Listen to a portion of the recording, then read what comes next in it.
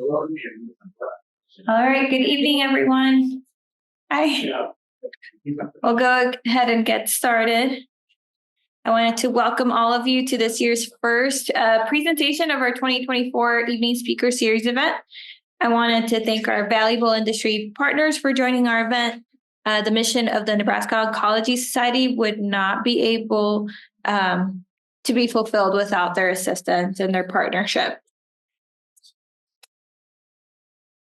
Here is our agenda for tonight. And just a couple of housekeeping items. Just please keep your cell phones muted throughout the event. After the presentation, we'll have time for questions and answers. So feel free to ask our speakers. And the event is being recorded and will be uploaded to the event website at a later date.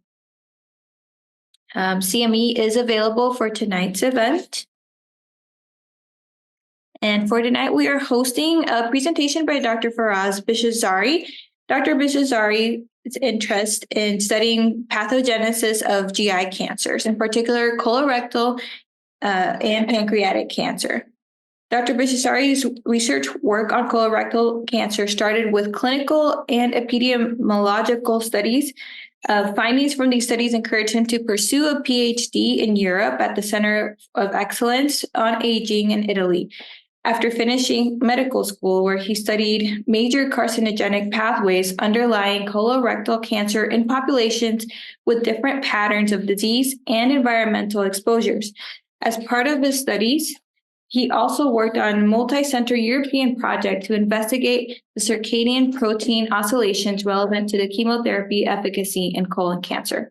Throughout medical and fellowship training, Dr. Bishazari continued his research. His studies in colon cancer focused on identifying markers and mechanisms that environmental factors could affect colon inflammation, polyp, and cancer formation. His first introduction to pancreas research was at the University of Pittsburgh, where he was involved in studying the role of polymorphisms in the master inflammatory marker, TNF-alpha, an inflammatory disease of pancreas and pancreatitis. Later, he extended studies into the field of pancreatic adenocarcinoma, using pancreatic organoid models in the lab to model fibroinflammatory response in pancreas cancer and predict drug responses. Welcome. Thank you so much, Carmen, for this kind introduction and your invitation, and for having me today in your wonderful event. I would like to share my screen first. There you go.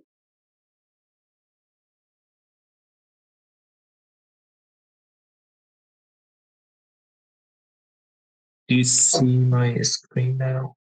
Yes. Thank you.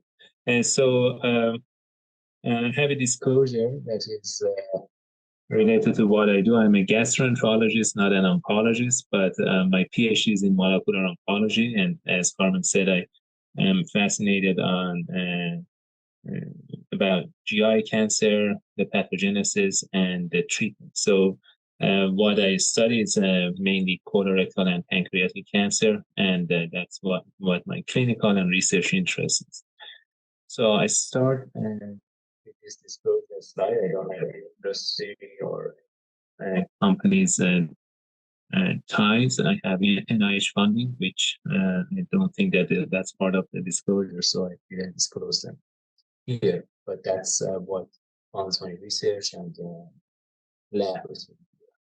So start with this slide, which is pretty disappointing on the 5-year cancer survival of pancreatic cancer. Unlike many cancers that we have seen a major improvement in survival over decades, pancreatic cancer survival remains dismal, and very disappointing progress in the field of pancreatic cancer.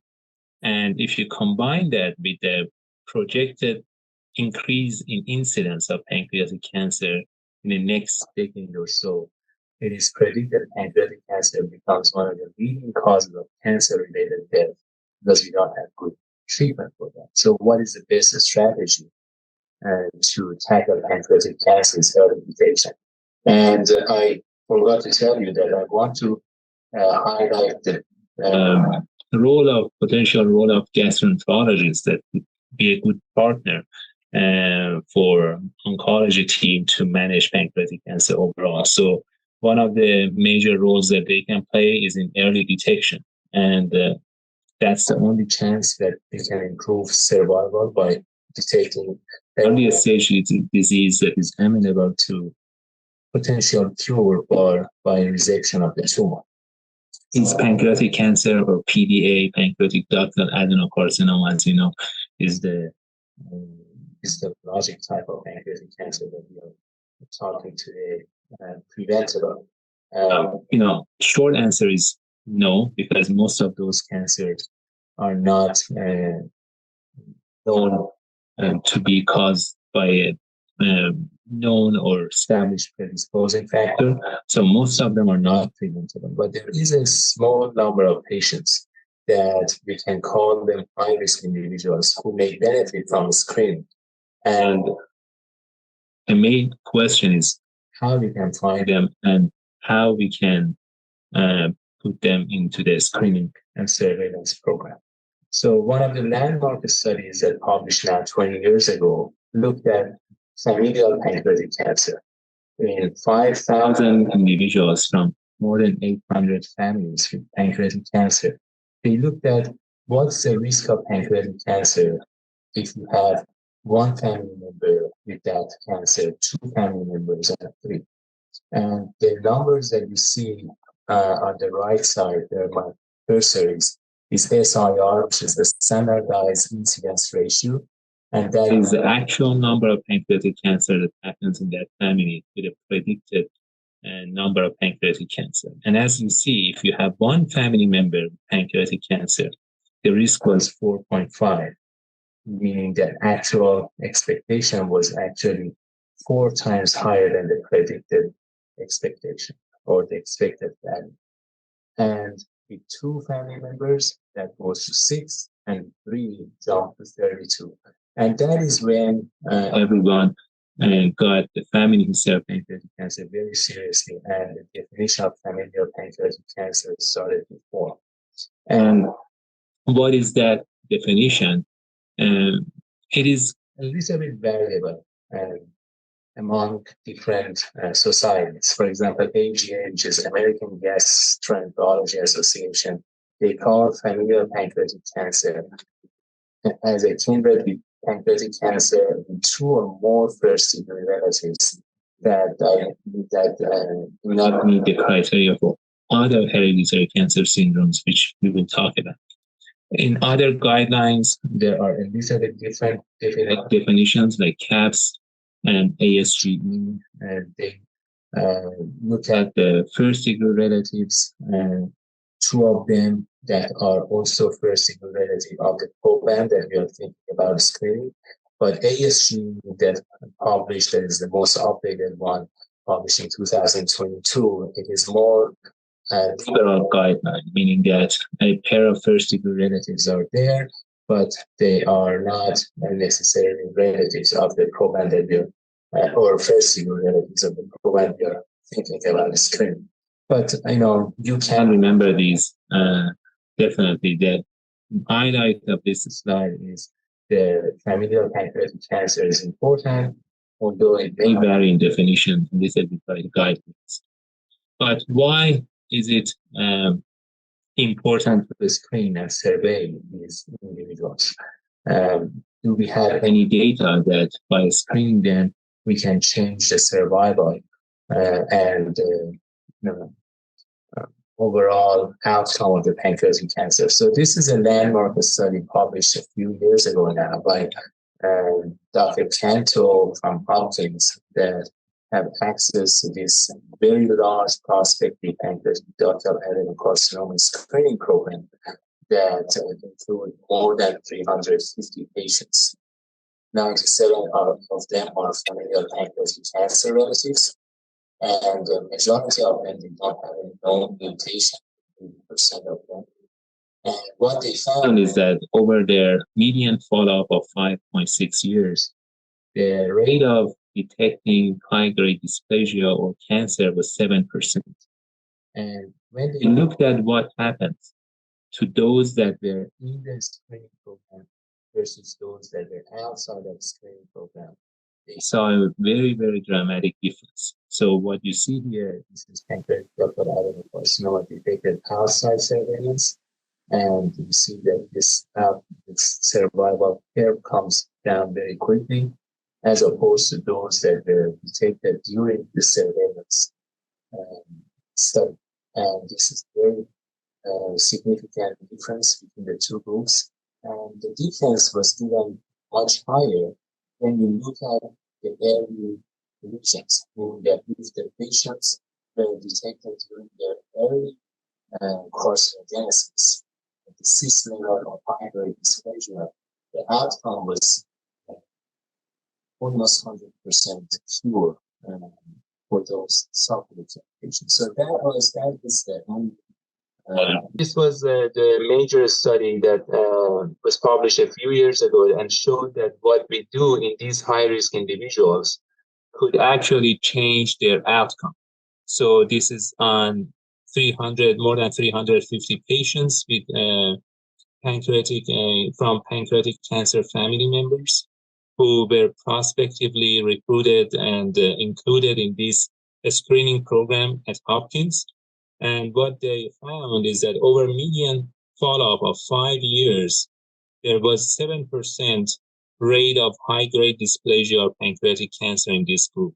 And when they looked at the outcome of these individuals, they saw that the ductal adenocarcinoma cases that were detected during surveillance had much higher survival rate than those that were outside surveillance program. And this is a P with a very significant value here. You see the difference between the two blue survival curves.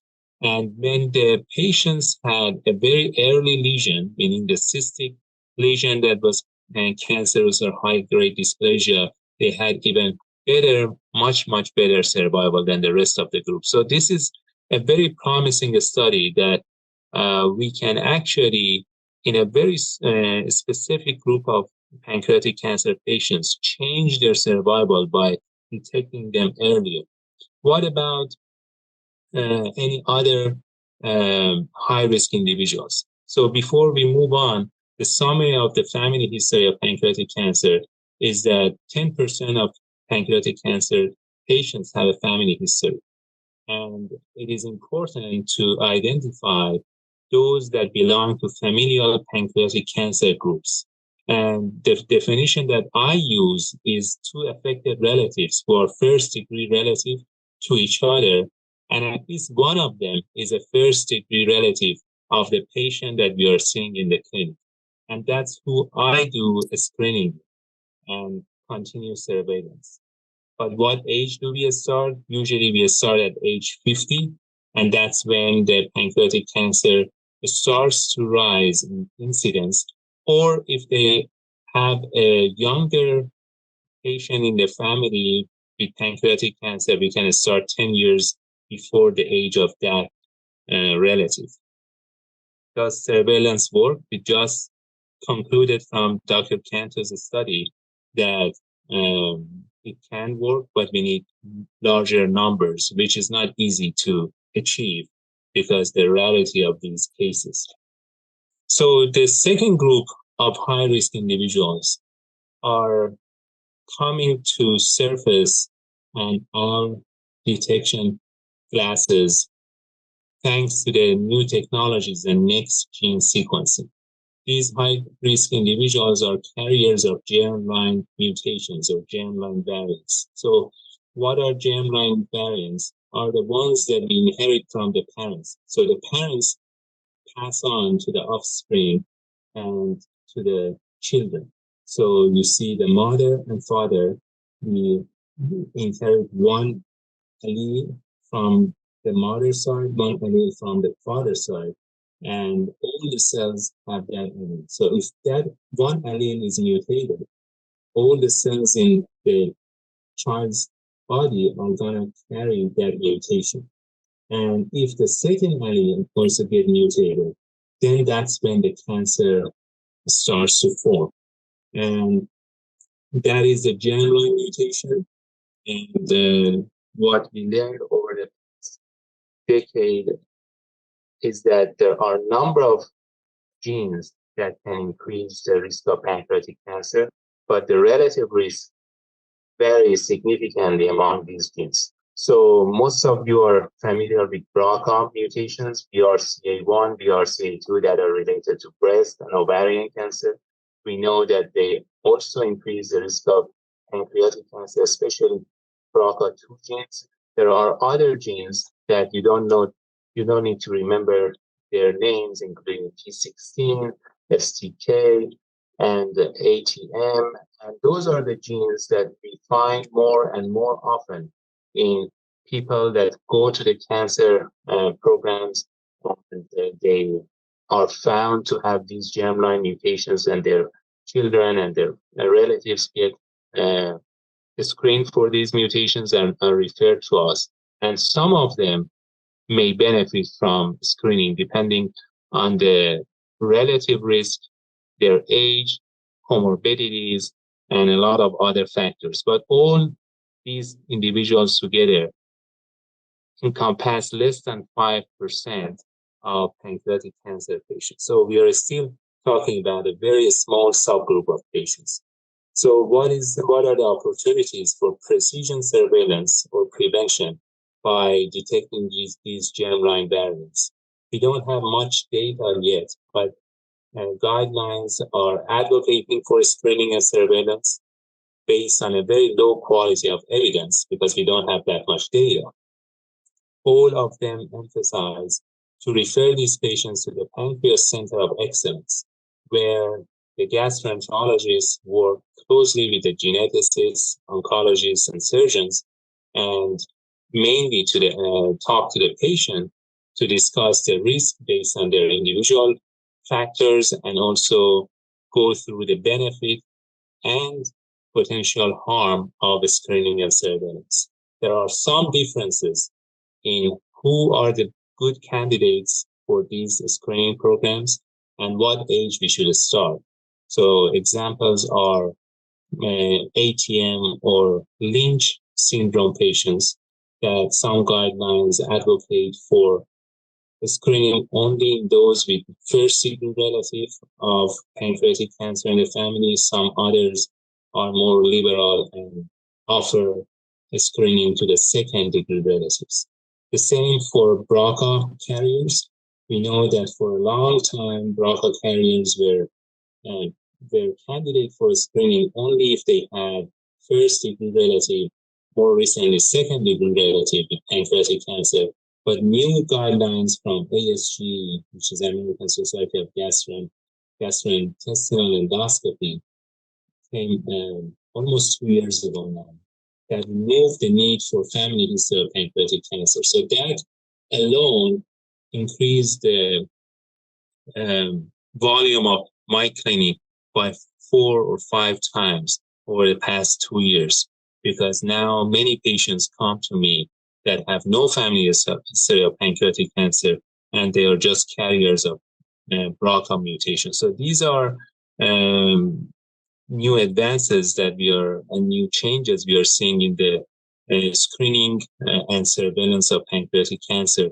And you will see that there are variation in at what age we screen, depending on the guidelines and CCN, CAPS guideline. They have differences in what age we start screening according to the gene, and also the choice of screening. So the screening is based mainly on imaging, MRI or ultrasound by endoscopy, which is endoscopic ultrasound.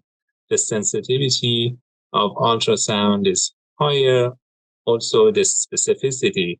But remember, if the MRI detects a lesion, next step is gonna be EUS anyway. So specificity question is not the reason to start with EUS.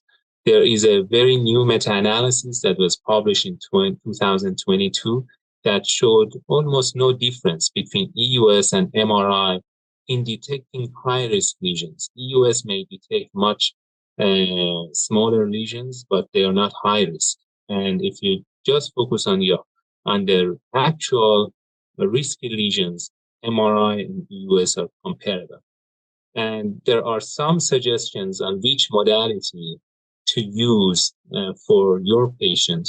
And MRI comes as less invasive and more acceptable as a first screening modality for many patients. In my um, experience, EUS is more involving. It is a procedure, but could be a good initial screening test for those patients that are undergoing for endoscopy or colonoscopy for other reasons. So that's why when I usually combine them and then follow with the MRI. But the main message here is that screening is always better than not doing a screening. So no matter which modality, it's better to do a screening than not doing it. And interval and when to stop should be determined in your pancreas clinic. Do germline variants, these mutations, have any effect in the treatment of choice? So before going there, just as a reminder, we know that the mainstay treatment for pancreatic cancer remains chemotherapy because most of them are not resectable.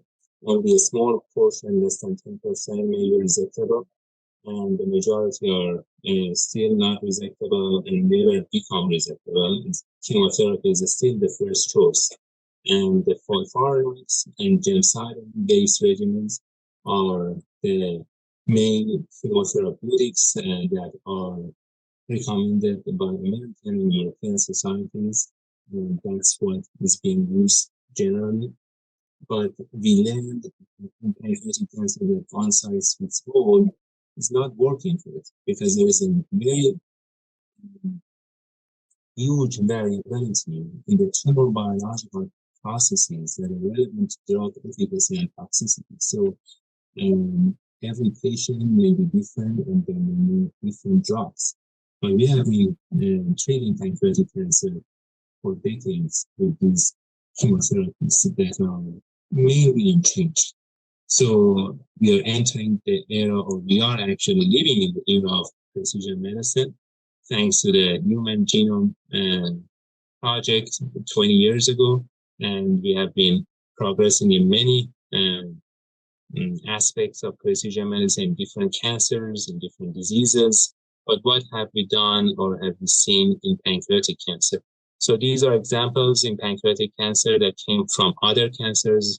The field borrowed from breast and endometrial cancer, for example. This is a somatic mutations, HER2, for example, which was the trastuzumab was the first agent, targeted agent that was approved for HER2 carriers in breast cancer in 1998, and that was soon tested in pancreatic cancer, but disappointing trials. And these are somatic mutations. These are not germline that I'm going to talk about. These are mutations that happen only in the cancer cells. The other example is borrowed from the colon cancer, colorectal cancer field on the epidermal growth factor receptor inhibitors that we found. We learned that those that have KRAS mutations usually do not respond to these EGFR inhibitors. And unfortunately, most of the pancreatic ductal adenocarcinoma carry KRAS mutations. So there may be a very small subgroup that may benefit from EGFR inhibitors. So what about germline variants? Do they confer any promises in precision oncology? This is a very landmark study that in mid-2000 introduced us to the concept of synthetic lethality. So synthetic lethality is based on the concept that BRCA carriers, BRCA mutant carriers, they are defective in homologous recombination. So what happens when our DNA gets replicated, we have mutations that happen by chance, and they get repaired if they are at the single strand, if you can see my cursor. And if they get repaired at the single strand, level, like by base excision repair BER, we are fine. If they don't get repaired at this level for any reason, then the second step is going to cause double strand breaks in the DNA, which needs different machinery now to repair it. And that's where homologous recombination comes to play to repair the DNA. And this is the process that BRCA is going to be involved. And BRCA carriers have defects of BRCA pathway in their cancer cells. So what is this synthetic lethality concept? Is that in the cells that are in the BRCA carrier cells that are not cancerous, if you have a single strand break, the base excision repair is going to repair the DNA and everything is fine. In those cells, if the base excision repair is not functioning by a drug like PARP inhibitor, this single strand break is going to stay and cause double strand break. But then homologous recombination that is guided or that includes BRCA is going to repair that DNA and everything is fine. But in the cancer cell of that individual that has BRCA carrier, the BRCA mutation, and therefore the homologous recombination is not working, then these double strand breaks are not going to repair. And what we see is that we see accumulation of these DNA damages that cause genome instability and cell death. So this genius idea led to the discovery of this synthetic lethality concept that combining PARP inhibitor with the other regimens in those individuals that have these BRCA mutation at the germline level can affect the cancer cells, as you can see here, but their normal cells that my cursor is pointing at is not going to be affected. So the toxicity is going to be directed only to the cancer cells. And this started to find its place in breast and ovarian cancer. But we know that some pancreatic cancer patients, as we just discussed, carry mutations, germline mutations of BRCA, and they have homologous recombination repair. Also, in addition to BRCA, there is a partner of BRCA that has been more recently discovered called PALB2, and that also cause homologous recombination deficiency. And this led to the clinical trial that was published now a few years ago in New England Journal of Medicine, where we see a good difference in survival and benefit in those patients that undergo PARP inhibitor. And these are all patients that have metastatic pancreatic cancer with BRCA mutation. And these are germline mutation. So this is a promising result, but if you look at the study in detail, the median survival is 7.4 months versus 3.8 months. So it's not a dramatic difference, but it's still think of a hope. So we know that these synthetic lethality causes genomic instability, and we know that immunotherapy that has been failed in pancreatic cancer relies on the tumor being hot, meaning that tumor is immune infiltrated. So pancreatic cancer is a very cold tumor, and there was this hope, the revival of this synthetic lethality after finding that immunotherapy in pancreatic cancer is not working. The scientists started hypothesizing by this synthetic lethality, we can have more genomic instability and make a cold tumor of pancreatic cancer, turning it to a hot tumor and more responsive to immunotherapy. And this, I will discuss a little bit about it next slide, where we saw the combination of PARP inhibitor and immunotherapy in pancreatic cancer did not result in significant benefit. And this is a very recent study published last year in the past 1.5 years in JAMA that showed that this synthetic lethality did not really turn pancreatic cancer to immunotherapy responsive cancer. But next, I wanted to wrap up and just list a few subgroups of pancreatic cancer patients that may benefit from these targeted therapies or precision medicine. Those that have germline mutation of BRCA or PALB2 that cause homologous recombination repair. Those that have mismatch repair deficiency, they may be more responsive to immunotherapy, and KRAS wild type, which altogether are less than 3 to 5% of pancreatic cancer. So very, very limited number of patients at this time benefit from precision medicine. And this biomarker-driven therapies for pancreatic cancer field that has been more accelerating in the past few years, I think is going towards the patient-derived models. So at this point, we don't have that many targets to offer to pancreatic cancer based on bioinformatics. We do have a lot of potential targets.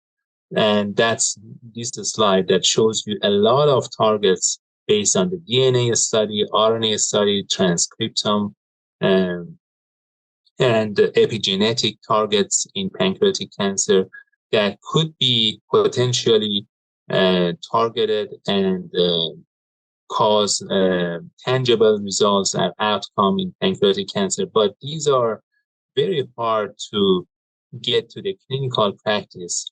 We have 177 open trials for pancreatic cancer, but for a drug to come to the clinical practice, as you know, it takes years and years. So the trials that we currently have may not really be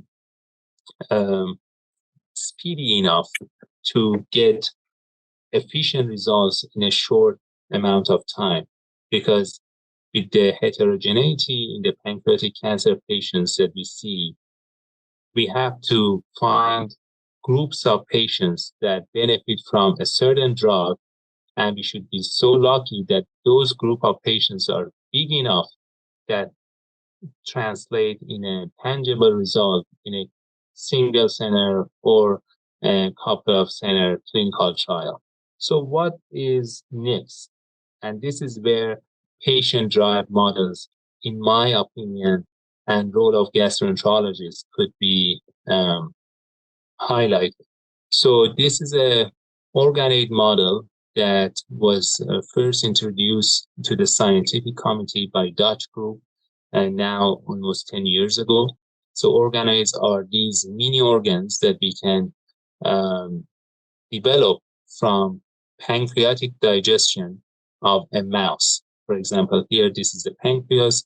If you isolate the ducts where the cancers of pancreas come from, put it in a dish, you can grow to a mini pancreas in a dish in a few days by adding some growth factors. And this was revolutionary, in my opinion, because now we can replicate a pancreas in the dish. So why is that important? We've soon adopted this model in our lab, in my lab, and we showed that from the mouse pancreas, we can develop these organelles and organoids, as you see, these spheres, that they have pancreatic markers like CK19, PDX, ZO1, and then if you give them the mutation that causes pancreatic cancer in human, like KRAS, they form tumors, as you can see in these dishes. And when you look at under microscope, they look like pancreatic cancer tumors in humans. And we published that we can recapitulate the epithelial and stromal interplay by studying these organelles in the dish. But the main question we were asking, whether we can develop these organoids from human samples. And this is a landmark study, as we were working on this as well, that came out from Tuvison Group in 2018, that most of them are surgical specimens that they could grow pancreatic organoids from. And as you can see, there are a lot of mutations that happen in pancreatic cancer also are detected in organoids. So that means that pancreatic organoids can recapitulate pancreatic cancer mutation spectrum. And that is very promising, that we can replicate something in the dish that could, or in the lab, that could mimic the tumor in the patients. And this is our own experience in my lab. This is a biopsy sample of a pancreas. So we said that, as gastroenterologists, we have access to the untreated pancreatic cancer, which is very important before any treatment is started. So we can see if we can develop these organelles from these biopsies. And as you can see, these organelles are forming off the biopsy. And this is a closer look. Then we can look at their pathology. You see, this is a normal one, and this is a neoplastic version of the organoid. And we can do drug testing. So we looked at this is one patient, and you see different drugs. This is a panel of 18 or 19 drugs that we tested against. And I'm sorry, no, this is actually different patients that we tested against gemcitabine. And you can see the differences in different patients, each represented by different color, to one drug. And that's what we see in clinical practice, that people are different in response to the certain drug. And as we look at one pancreatic cancer PDO, patient-derived organoid, versus others, and then we profile them against different drugs, we see a great heterogeneity in response to drugs that is presented here by different colors. You don't need to know the name of these drugs, but these are different PDOs, and you see the different colors. That just simply shows that patients respond to drugs differently. And whether that has any clinical relevance, we tested that, and we found that for patients that are resistant to many drugs, when we looked at their signature and then contrast that to the TCGA, pancreatic ductal adenocarcinoma database, we see that low expression of our resistance signature actually predicted increased survival of pancreatic ductal adenocarcinoma cohorts. And that is very promising. And you see more and more studies coming out on human pancreatic cancer organoids predicting drug sensitivity and response. This is a big group. I believe that was from China, that we see different pancreatic lesions, not only cancer, but also other types of the lesions that they grew organoids from. And they saw that the histology mimicked the tumor. And what they saw is that if they group their response profile on pancreatic cancer in the dish, they can predict the actual response that they get in the clinical side. So a sensitive patient, for example, here, where the sensitive, they had the more survival rate in their clinical database. So what they got in the dish correlated well with what they got in their clinical practice. And even if what they got in the dish and they put it in the mouse and they looked at the sensitivity to the drug, they found the sensitivity is well predicted in the mouse model that carries that organoid in that in their body.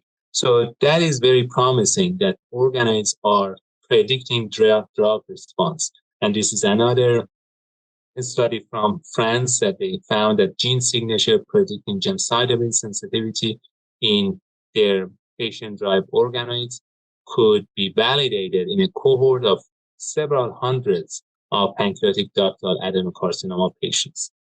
So in a nutshell, patient-derived organoids provide enough tissue for molecular profiling, which is great, unlike just profiling the biopsy that can be very scant and not giving enough data for analysis.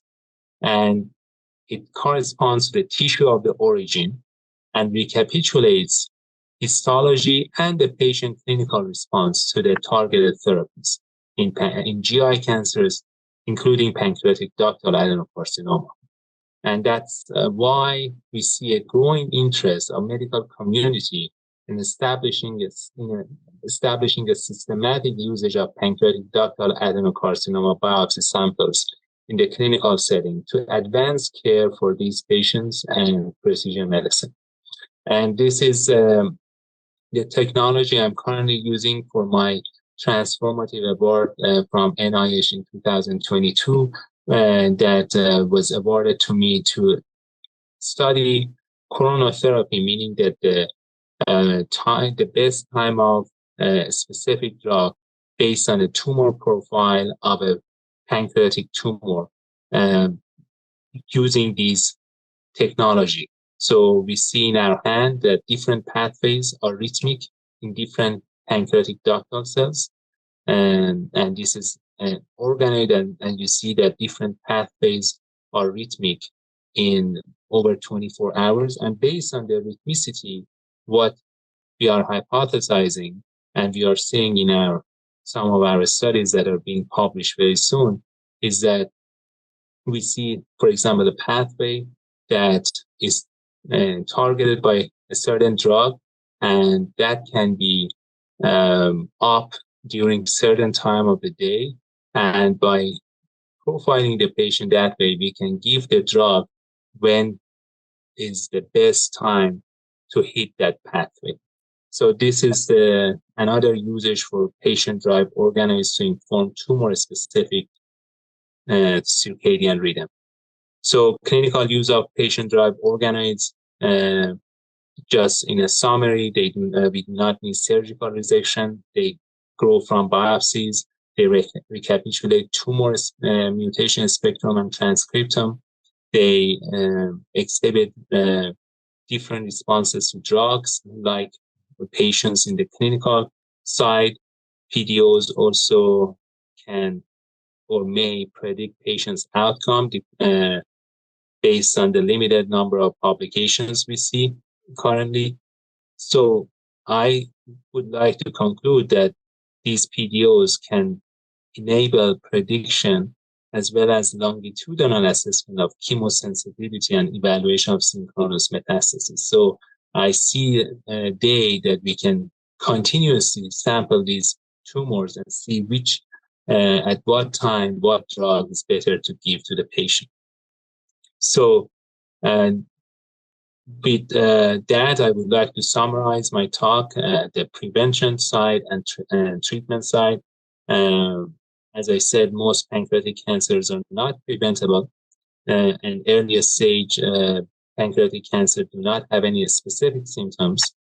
So there's no simple test to diagnose pancreatic cancer at this point, but there is some promise that we can identify high-risk individuals based on family history and genetic profiling based on germline variants and mutations.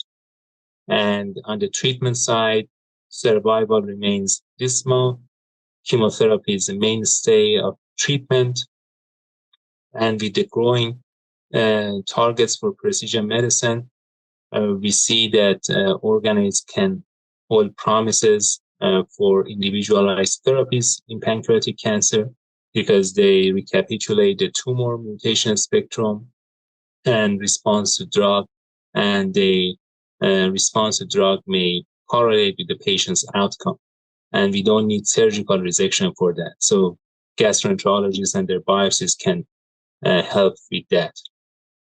So with that, I would like to end here. And I think we are at 40 minutes, and I was supposed to give this talk for 40 minutes. Sorry for the long talk. And if you couldn't hear me well, I'm happy to take any questions at this point.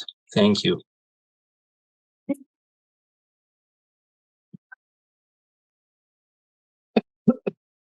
All right. Do we have any questions for Dr. Bishazari? Yes. So I was very interested in your very nice organoid work there. What I'm wondering is how important do you think the microenvironment of the rest of the tissue and the actual tumor from the patient is? For instance, what everybody's talking about the microenvironment, which is not just the cancer cell. Do you think that? If I heard correctly, the question is about microenvironment and if that confers any or modulate the response to therapy. Is that right? Yeah. Yes. Okay. Thank you. Thank you. It's a great question. And for the purpose of this talk, I didn't go through some of our data. As you pointed out, cancer cells are surrounded by different immune cells, including fibroblasts, macrophages at the forefront, and then adaptive immunity, T cells and B cells that come to the tumor. And more and more we learn that pancreatic cancer is unique because the tumor microenvironment could be even, if not more important, but as important as cancer cells themselves.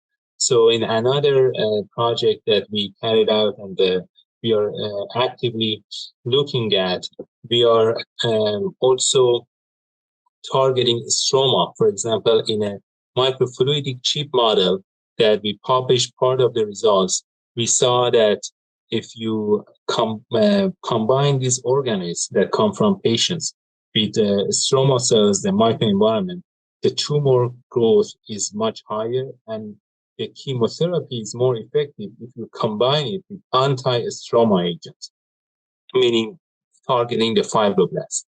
And we are now studying if these anti-stroma agents could also turn pancreatic cancer tumors from a cold tumor to hot and make them more responsive to immunotherapy.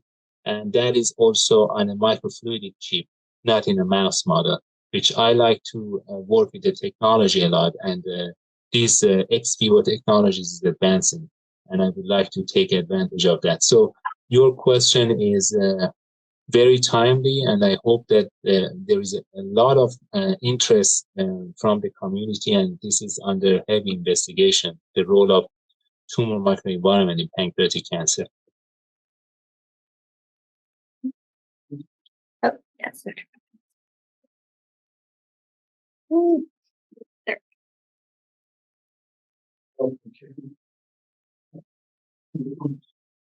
Yes, Doctor, I have a microphone now. I guess I'm a little bit soft-spoken. I have a couple questions. These are practical questions in, I guess, general oncology practice. Because of the proliferation and the successes, so to speak, in some of the diagnostic tumor assays, such as a Foundation Medicine test, that tends to be pretty simple to do as long as you get the patient who recurred get tissue again. Your research is with patient tumor-derived organoids is very innovative. How will those, from a practical perspective, if your research and the other academic institutions flourish, which of those modalities will take precedence in a sort of non-academic hospitals? That tests have been approved for the most part, and I think they're utilized quite a bit. Although I don't practice myself anymore, being retired. But do you have any comments about that? Yeah, that's a wonderful question.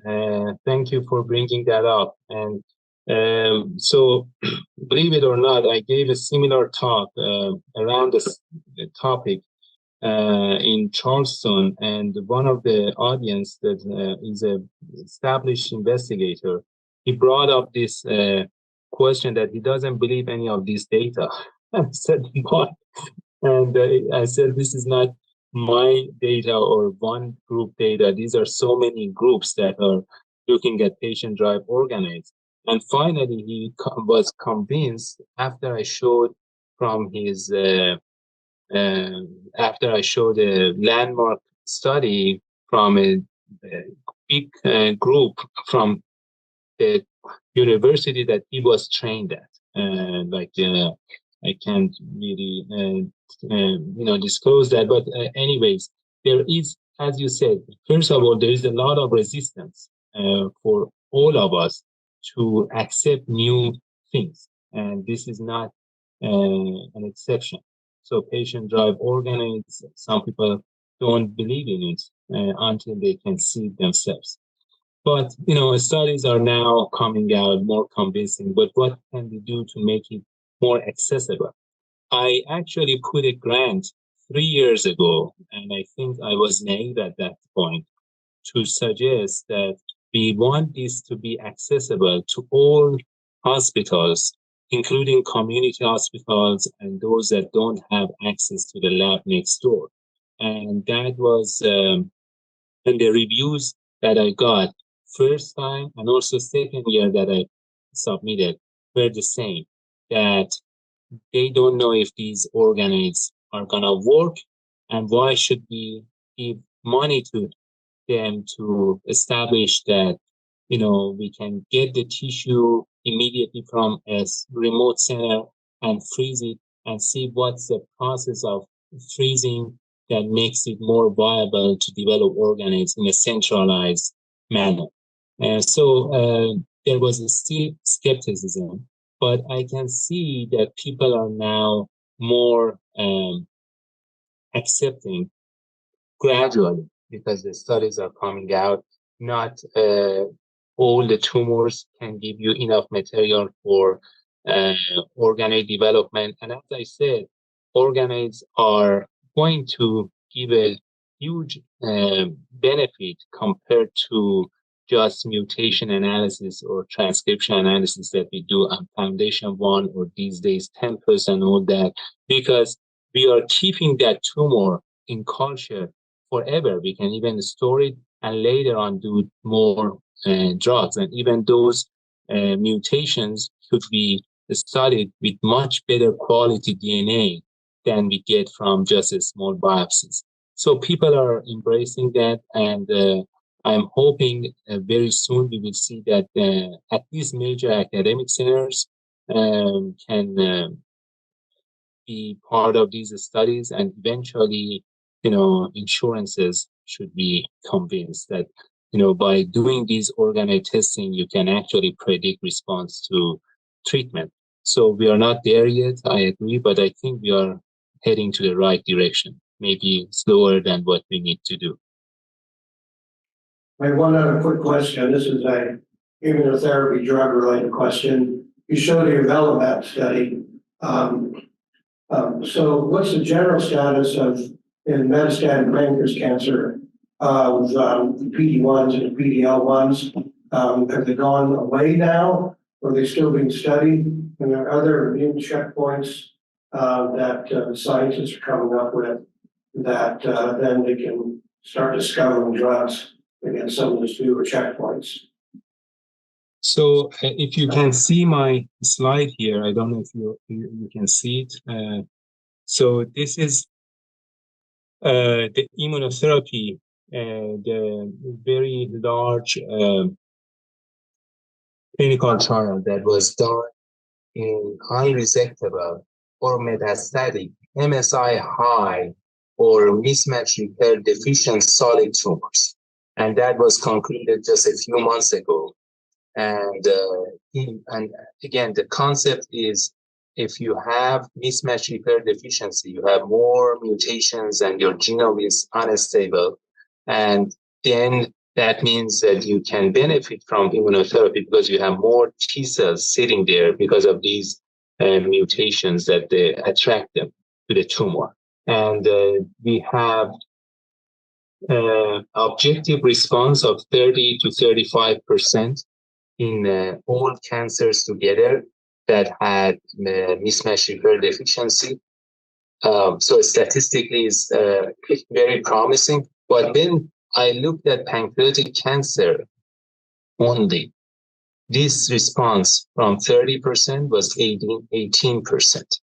And the survival benefit, if I'm not mistaken, was around 2 months or something. So it still is a group that is approved to start immunotherapy if their tumor show mismatch repair deficiency because of this trial.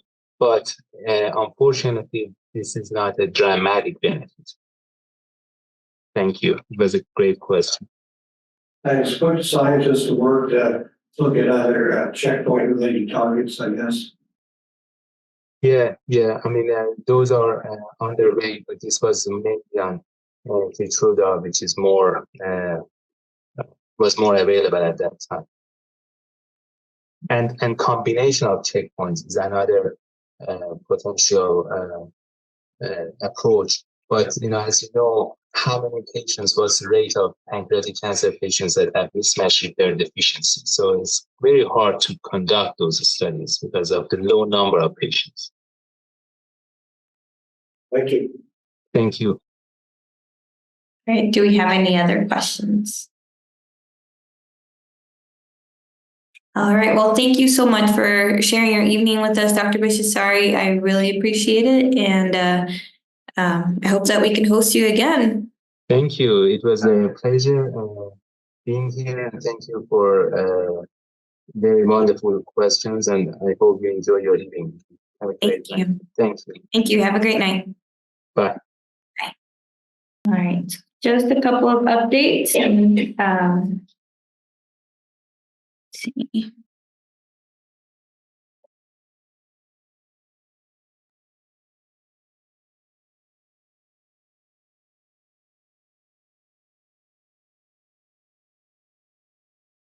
All right, so just a couple of updates regarding incoming opportunities for the Nebraska Oncology Society. We'll have our hematology evening speaker series on Tuesday, May 21st. Our annual mid-year review, previously known as the ASCO review, on Saturday, June 22nd. Do note that we are changing the location just for that one to the Embassy Suites in La Vista. And then also we'll have a skin evening speaker series on Tuesday, August 27th, and then lung in November. And then with that, and we've reached the end of our event. So I want to thank all of you for participating and hope that you enjoyed your time and were able to learn some new data. And again, thank you to our industry partners for their support of these events.